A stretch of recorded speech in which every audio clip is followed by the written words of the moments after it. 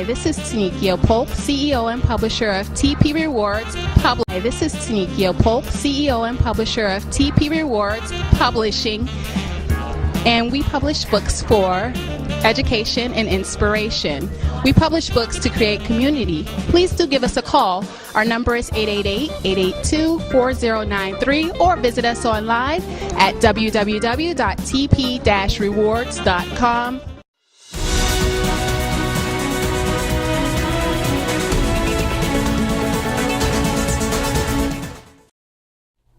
Hello and welcome to Community Chat. I'm Tenickia Polk, your host, and today we are discussing the importance of soft skills, particularly how to deal with those difficult people and situations at both work and community organizations. And so joining me today is the author, Vickie McCray, the author of the book, How to Swim with the Sharks.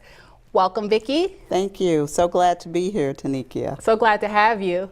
And so to introduce our topic of the show today, I thought we'd take a look at this short video featuring Vickie. Let's take a look.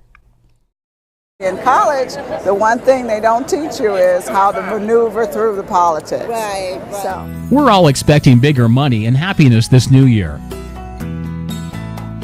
What career adjustments do you need to make to reach your goals? Would your career soar if someone would just tell you the secret why less qualified peers keep getting promoted ahead of you? If so, you're ready to learn how to swim with the sharks with leadership, executive coach, and author Vickie McCray. Recently featured on the It Starts With You, Know Your Business panel during the 2014 Congressional Black Caucus ALC. Because they don't have a clue. They don't know about office politics. They don't know about all the sharks that are walking around them pretending they are friends when they're really not friends. young, old, senior citizens, different cultures, everyone can relate to it because everyone has gone through a little bit of adversity on the job. They've either been fired, they've been on teams that weren't loyal, they've been on teams where you have the competition between two competing leaders. You've been through a lot of those types of circumstances. Okay, Vickie, we're going to talk about sharks today, but before we do, you have that look in your eyes like, uh-oh. She knows me. For those viewers who may not know, I am the owner of TP Rewards Book Publishing, so I've actually published Vickie's book, How to Swim with the Sharks, and she knows something is coming. So before we talk about soft skills and swimming with the sharks, which pretty much boils down to office politics, church politics, organizational politics, that type of thing, I have taken the liberty to create something for you. It's a surprise. Just having known you and known a little bit more about your message, I've recreated your cover to something that I think represents what your readers may be feeling in reading your book, How to Swim with the Sharks. So you can take a look and tell me what you think.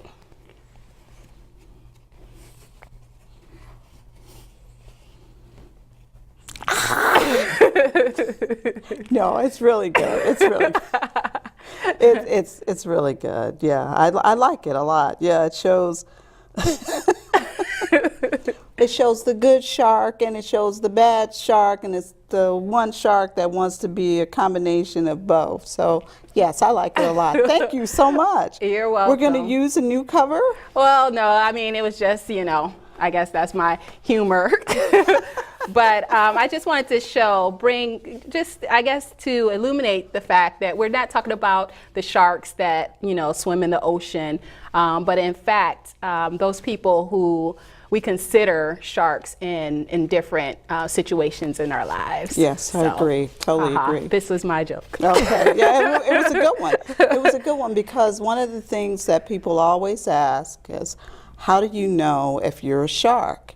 Mm-hmm. And everyone is a shark, whether it's a good shark, bad shark, or you're not quite sure, you want to be a little bit of both. So real premise behind the book was to bring all those challenges out so that people will decide where they fit in.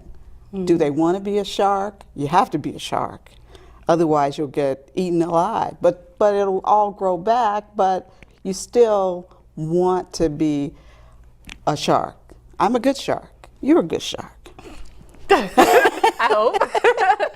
Okay. No, that's perfect. And actually, there's a research, I think we'll talk about a little later in the show, that actually it was something like 77% or maybe 86% of people who fail their jobs within the first year or so, they do so because of soft skills, lack of communication, attitude, that type of thing. So just not knowing how to swim with the sharks. So I just, this book I think is invaluable to, not only work, but in churches, nonprofits, any organization. We need to know how to swim with the sharks. Oh yes, I agree totally. One of the, being a manager for a number of years, one of the things that I am known for is building relationships. And in order to build those relationships, you have to have the soft skills. And we know that the internet, you can Google soft skills and it'll give you about 10 of them. Well, I only use 2, and that's communication and listening, because those are the ones that are so valuable nowadays. You want to communicate effectively, and you want to make sure that you're sending the right message to your group, your team members, and they all understand the same message at the same time. Right. And they also want to make sure that you're hearing them. If they want to talk about different areas that affect them, they want to know that you're actually listening to them and you're not just talking at them. Right. And so we're going to get into the really the nitty-gritty of things and how we can improve our communication, in this tank full of sharks. But before we do, from what I understand, your book came from your own challenges, moving to this area. Can you briefly discuss that, your inspiration? Yes, I was, of course you know this, but the viewers may not know that I am originally from Chicago, born and raised there. Went to school, my undergrad degree was received in Chicago, and I received my first government job. And after graduating college, all of us think that we are equipped to go in and change whatever this organization is doing. Never mind that they've been in operation 50 years. We feel that when we get that undergrad degree, it's time to change the world. That's right. It's time for them to listen to what we want to talk about. Well, just like everyone else, I went in with the same premise, and I found out that I was getting knocked around left and right because I didn't go in there with the one thing I needed to start off with, and that was a plan. I needed to understand that environment. I needed to make sure that it was one that was going to be conducive to what I wanted to learn, what I wanted to receive from them, and I also wanted to make sure that I had the skills that they needed so that I could help them move forward as an organization. So after doing that for a number of years, and I'm an accounting major, auditor by trade, an area that I didn't necessarily want to be in, but my mom is very, very persuasive, so I decided to take up that challenge there. So as an auditor in Chicago, you learn to work with others, you learn all kinds of politics, and you learn that your skills, although good, may not necessarily move your career forward. And that's where the communication and the listening and the politics all came into play. Okay. So after a number of years going to school and graduating and getting my first government job and doing the auditing there, I decided to move east. I received an offer at the State Department where diplomacy reigns, and I learned other skills there. I was still an auditor, but I needed to have other skills in order to partner with various organizations there and also grow my career. Okay. Okay. Well, that's great. That you're absolutely right. A lot of us graduate from college thinking that the degree is all we need. When we get into the workforce, we realize there's so much more, and it's more about the soft skills. I want to talk with you, Vickie, about your Ask Vickie column, because I think you do an outstanding job with just giving advice to people wanting to know how to swim, with the sharks and how to maneuver in office politics and so forth. So I just want to share one question from your Ask Vickie column, and you can give me some feedback. Hopefully you can give us some feedback on how this person should address this problem. So it goes, Dear Vickie, I just started a new job after long-term unemployment. Because I am new in the office, I just learning to fit in and not make waves just yet. But I do hope to take on a leadership role in the future. How do you suggest I get started? How does someone develop leadership skills when they are low on the totem pole and it's signed wanting to rise? So we only have a few seconds left in this segment, but can you just briefly give me two things that this person may need to do to establish some type of leadership role? First of all, I would suggest that the person develop a plan. What do they want to do in the next 3 to 5 years? Or as some of my colleagues would say, what do you want to be when you grow up? Mm-hmm. And make sure that you stick with the plan and be flexible. When you get into a new environment, learn all you can about the environment. You know who you can work with, you know who you can't work with, but you're going to need to work with everyone in order to get in a leadership role. Right. Also, I would suggest start taking some type of leadership management training so that you get familiar with the ins and outs of managing teams. Those learning areas will help you to move your career to the next level. Okay. And also, just make yourself invaluable. The things that people don't want to do, volunteer for. Okay, that's excellent. So you actually gave us 3 points. I'm sorry. I'm sorry. That was make a plan, right? Yes, make a Let's plan. see. The second one was research or Yes. learn, more about leadership roles. Right. But you can do that in How to Swim with Sharks. I would highly recommend it. And then number 3, make yourself invaluable by volunteering for things that no one else wants to do. Okay. All right. Well, that's great. We will be right back after this message. This is Tenickia Polk with Community Chat.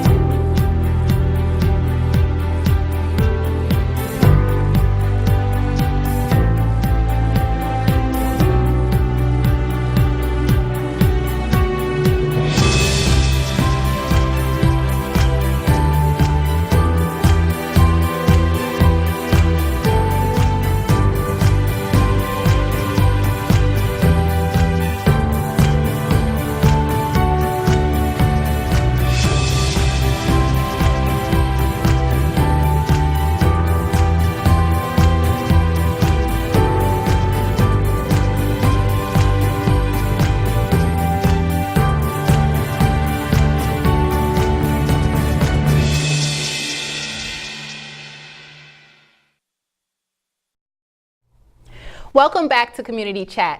I'm Tenickia Polk, your host, and today we're discussing soft job skills with Vickie McCray, the author of How to Swim with the Sharks. Thanks again for joining us today, Vickie. You're welcome. All right, so Vickie, I want to get into, I'm sure, a question that a lot of our viewers may want to know, and it's the question about, you're obviously an African-American woman, but the question, it's more of a comment than a question because I've asked you this question before. And at first I was very surprised by your response.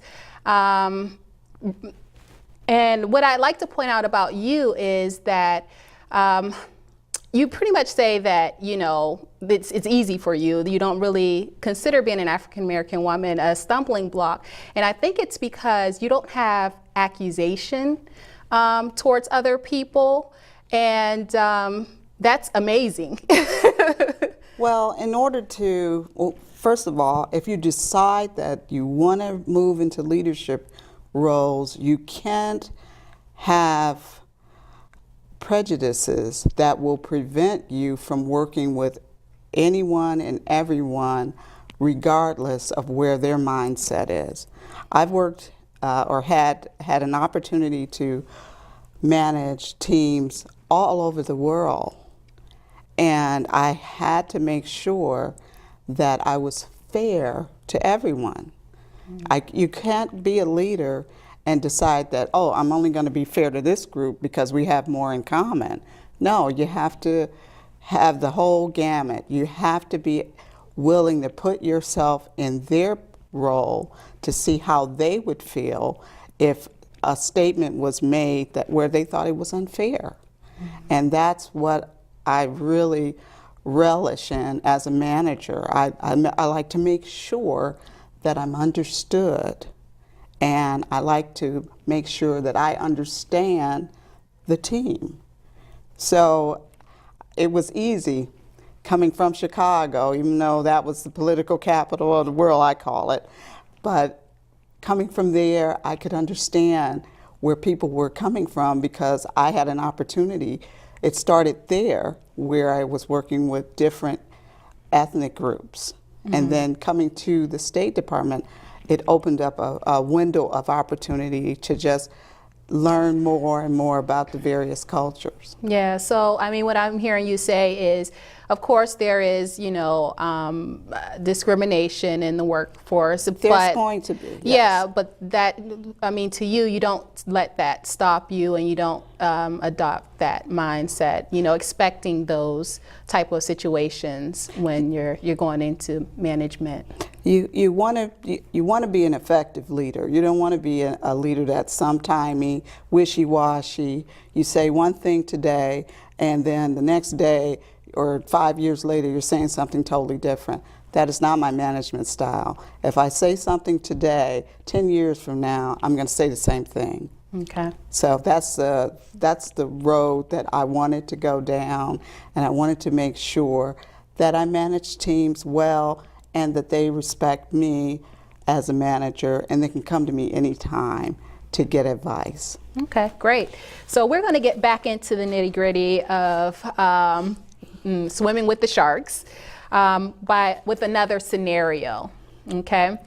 All right. So another real-life example. And we're going to handle this just as you handle the scenarios, the dilemmas in your book, by identifying the strategy, the advantages of the scenario, and then some takeaways. Okay. All right. So this is a long one. All right. So here's a real life example. I know a young girl in her 20s who was working in a position where her boss and immediate supervisor was very pleased with her work. They were so pleased that they gave her a $1,000 bonus regularly, almost every other month. She worked in a high position of influence where she dreamed her position would help change the world. Now, while her boss and her immediate supervisor was pleased with her work, there was someone else in the office, a shark, who wasn't happy with her performance. It didn't think so highly of her. Now, this shark held a senior level position within the office. However, she wasn't her direct supervisor, but they held a position that was equivalent of her supervisor with equal influence to the big boss. Now, this young lady had to work with the shark on a regular basis to complete her work. This was difficult, to say the least, and she found herself in a continual power struggle with the shark. The young lady became very unhappy at work and discussed her problem with her supervisor and boss. Nothing changed. And in an effort to get her supervisor to understand the gravity of the situation, she tells her that she's not motivated by money, thinking that her supervisor thought that the bonuses, the $1,000 bonuses, was appeasing her. Now, so after that conversation, the bonuses stopped and nothing changed with the shark. Can this young lady swim with this shark? If so, how? Well, first of all, I'd like to address the first part of that, where the young lady was getting $1,000 a month for a bonus. She was living. She was really living. And she should have been happy with that, but no. Well, there's always going to be someone in the back of the office that's going to take a look at that situation and say, well, is she really that good that she's receiving $1,000 a month? Apparently so. Your bosses felt that you were. So, and I'm not saying, I mean the young lady. Right. Apparently so. She was doing a good job. But there's always going to be some amount of jealousy in the office where they're going to say, well, she's not really that good. You know, I'm going to see how I can sabotage that. In that situation, I probably would have gone over to the person and really tried to talk with them and try to identify, well, what is the problem? You know, if you feel that my work is not up to par, what can I do to improve that? What do you think my weaknesses are? And if she couldn't come up, or she or he couldn't come up with anything, then it's just totally jealousy. I believe that you can swim with that kind of shark, but you got to watch them. Okay. Because they're going to do all they can to try to undermine you. So your A game has to be up to the notch so that you can predict almost what's going to be coming down the pipe. I'm not telling you to be a fortune teller or anything like that, but you can see. Just one thing women have is intuition. We know, we can feel things and say, okay, this is going the wrong way. We may want to do something differently to make sure that we head them off at the path. And most times that works. Okay. But in the meantime, that kind of shark, I would develop a strategy to work with that shark. Okay. To learn some things from that shark. Interesting. Because I've had some sharks in my life that I had to work with no matter what. And I looked at their strengths and I got as much as I could from them. And you just learn and learn and learn. That's how you deal with a real low down dirty shark. You have to get right with them and learn as much as you can. So what you're saying is she has to get her feelings out of the way. Get your feelings out the way. You know, okay, put on your boots, like the ones I'm wearing. Pull them up and just say, hey, look, what is it that I want to get out of this? Okay. Vickie, thank you so much for being a guest on Community Chat. Thank you. I'm very glad to be here, and I look forward to coming back. Okay. All right. Well, we've talked a great deal today about how to deal with human sharks in our lives, those challenging people or situations at work, church, and other organizations. Dealing with human sharks is part of soft skills that we all need to be successful. In fact, Mark Murphy in his book, Hire for Attitude, explains that 46% of new hires fail in the first 18 months. Of those new hires, 89% fail for reasons associated with attitude. So that means that only 11% fail due to a lack of hard skills. So in dealing with the shark people or situations in our lives, here are a few tips to remember. First, it takes a brave soul to get into shark-infested waters, so congratulate yourself for not letting office or organizational politics deter you from achieving your goals. Second, smart shark divers never go into the water alone.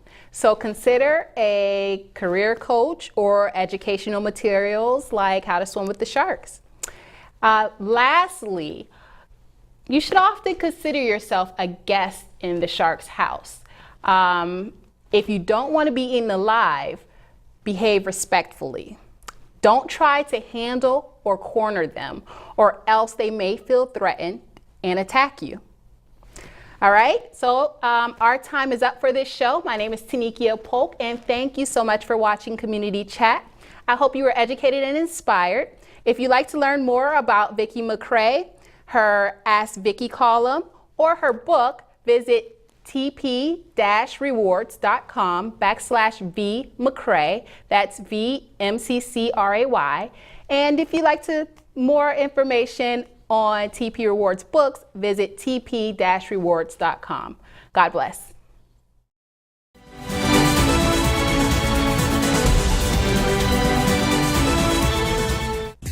This show was sponsored in part by Mannequin Chic.